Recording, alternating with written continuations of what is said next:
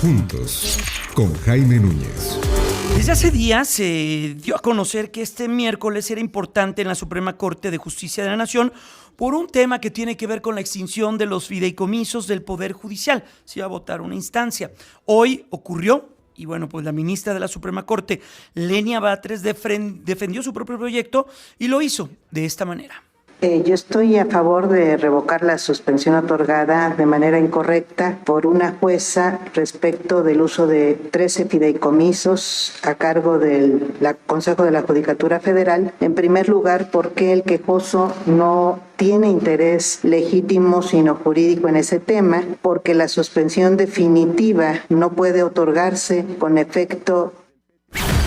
Bueno, fue lo que ocurrió, es la manera en la cual ella argumenta también estar pues atendiendo todo lo que ocurre desde la propia Suprema Corte de Justicia de la Nación, pero vimos que se quedó prácticamente sola, incluso una de las ministras que ha sido también muy cercana a este proyecto de gobierno en la Cuarta Transformación, votó en contra de esta decisión. En la línea telefónica se encuentra José Antonio Caballero, investigador del Instituto de Investigaciones Jurídicas de la UNAM. Qué gusto, José Antonio, ¿cómo te encuentras? Muy buenas tardes. Hola, Jaime, un gusto saludarte a ti y a tu auditorio. ¿Cómo vimos lo de hoy? El sentido era muy natural lo que iba a ocurrir, pero ¿qué te dice la manera en la cual votaron los otros 4 ministros en esta decisión?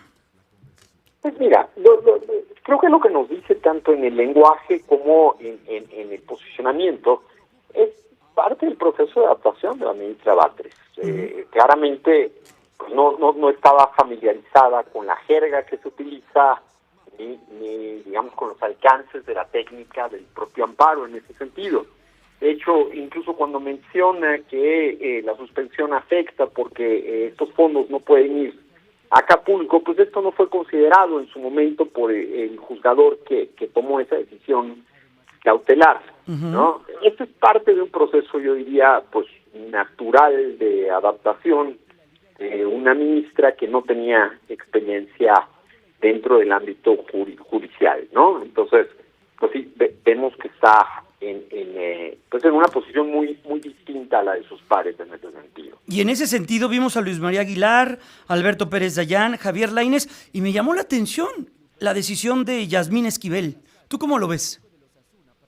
Mira, yo lo que pienso es que estaban tomando la decisión sobre una suspensión, los efectos que podía tener esta suspensión y si la suspensión había sido bien otorgada o no. Aquí el margen de apreciación es muy técnico, sobre todo, y los elementos que tenían los ministros pues coincidieron completamente con el juzgador cuya resolución estaba siendo verificada ahí. Quizá vale la pena un poquito de contexto aquí, Jaime, para que tu auditorio tenga, digamos, claridad sobre lo que estaba pasando. Se publicó un decreto en el Diario Oficial que modificó la Ley Orgánica del Poder Judicial Federal, que en muy poquitas palabras dice que el Poder Judicial Federal no puede tener fideicomisos. El Poder Judicial Federal tenía 13 fideicomisos que utilizaba para cosas muy diversas, desde un fondo para mejorar, digamos, la impartición de justicia en todo el país, hasta fondos muy particulares que asistían a los funcionarios jurisdiccionales en cuestiones mucho más relacionadas con su vida cotidiana. Lo que se están quejando aquí, en este caso, quien interpuso el amparo, es la inconstitucionalidad de esto por muchas razones. No tenemos el amparo a la vista, pero seguramente está argumentando temas que tienen que ver con la independencia judicial y la capacidad del propio Poder Judicial para poder, digamos, conducir adecuadamente y con los recursos necesarios sus funciones, ¿no? Eso es lo que se está discutiendo. El efecto de una suspensión aquí es detener las cosas y mantenerlas en el estado en el que están. Esto lo argumentó muy bien el ministro Aguilar Morales, precisamente en esta intervención cuyo audio ahora compartiste con el auditorio. No se alcanzó a escuchar el ministro Aguilar Morales, pero básicamente lo que el ministro está diciendo es la suspensión mantiene la litis viva. Déjame ponerte un ejemplo muy reduccionista, pero para ayudar a entender el punto. Vamos a suponer que ordenan fusilar a una persona. Esto es abiertamente inconstitucional, todos lo sabemos, pero cuando alguien llega a avisarle al juez, oiga, quieren fusilar a fulanito de tal, por allá, el juez no tiene ninguna idea de nada. Entonces dice, a ver, en lo que son peras o son manzanas, detengan cualquier fusilamiento, detengan cualquier cosa, ¿no? y después ya puede entrar a conocer a ver qué está pasando. Sí. La suspensión cumple ese fin. Entonces, en este caso, si la suspensión no aplica, pues todos los recursos que están adentro de esos fideicomisos se gastarán y será muy difícil restituir al quejoso en sus derechos violados. Entiendo. ¿No?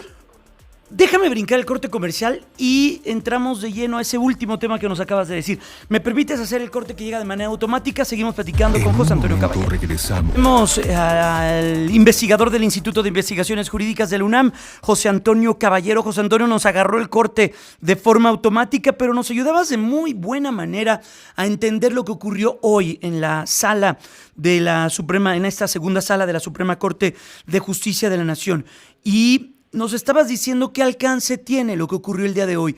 Esto que vimos, ¿en qué momento deja toda esta discusión de los fideicomisos? Con todo gusto, Jaime. Pues mira, las decisiones que se tomaron sobre los fideicomisos, no son tú los del Poder Judicial Federal, en general los fideicomisos, digamos, en sentido amplio, creo que nos meten en muchos problemas. Los fideicomisos no los puedes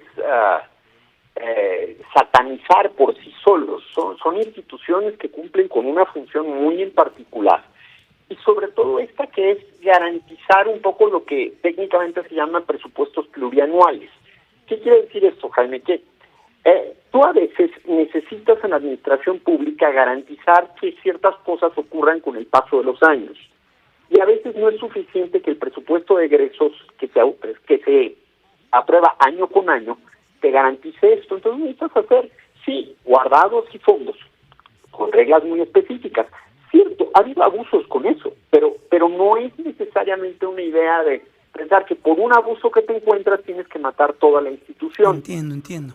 ¿No? De hecho, la gran ironía es que ahora el gobierno federal ya empieza a hacer también ciertos fideicomisos para otro tipo de cosas. Ahí tienes la discusión. El del bienestar, por ejemplo, el de las afores. Exacto. Ahí está, ¿no? Ahí tienes uno claritito que te ilustra precisamente que la figura es útil, ¿no? Claro. En el caso de los del Poder Judicial Federal, pues claro, están matando muchas herramientas que tiene el Poder Judicial para operar precisamente programas que pueden tener beneficios sobre la impartición de justicia en el país de distintas maneras, directas o indirectas, ¿no? Y matarlos de tajo, pues lo que hace es inhabilitar al Poder Judicial. Y eso es en el fondo lo que se está discutiendo detrás de estos amparos. Hasta dónde afectan, en este caso, ya la independencia judicial y la capacidad de gestión de un Poder Judicial. Que aquí hay otra cosa bien importante, Jaime, necesitamos jueces imparciales.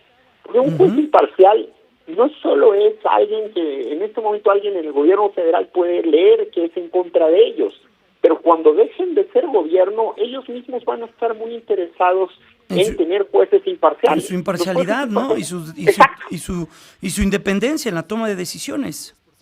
Es en beneficio de todo el mundo tener jueces imparciales. Y eso es precisamente lo que se está protegiendo en este tipo de casos. Qué interesante. Oye, qué gusto platicar contigo, José Antonio. Cuídate mucho y sabemos que estás muy enterado de todo esto y de lo que puede ocurrir o de lo que va a estar sucediendo en estos días ahí en el Poder Judicial, cosa que celebro y agradezco también doblemente. Cuídate mucho, José Antonio. Gracias por tu tiempo. Muchísimas gracias, Jaime, a ti y a tu auditorio. Hasta pronto. Igualmente es José Antonio Caballero, investigador del Instituto de Investigaciones Jurídicas de la UNAM.